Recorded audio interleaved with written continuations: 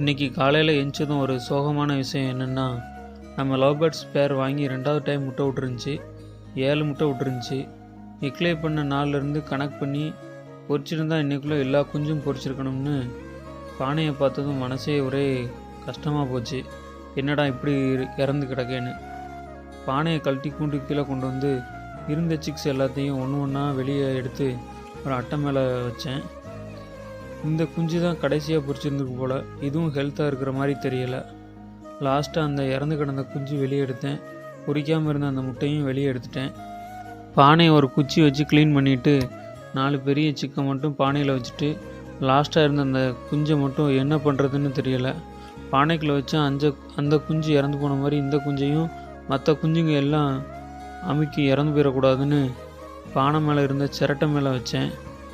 Parent bird வந்து ஏதாவது பண்ணுன்னு பார்த்தேன். பக்கத்தில் வந்து நின்று பார்க்க மட்டும்தான் செஞ்சது. இப்படி வச்ச குஞ்சுக்கு எதுவும் ஆயிடுச்சுன்னா நானே அதை சாகடித்த மாதிரி ஆயிரும்னு வேறு என்ன பண்ணேன்னு எனக்கு தெரியலை. குஞ்சு இறந்து போக காரணம் என்னன்னோ, இந்த குஞ்சு இறந்து போகாமல் இருக்க என்ன செய்யணும்னு உங்களுக்கு தெரிஞ்சால் சொல்லுங்கள். எனக்கு தெரிஞ்ச யார் வீட்லேயும் இந்த மாதிரி குஞ்சும் பொறிக்கலை, இல்லைன்னா அவங்கள்ட்டையாவது கொடுத்துரு.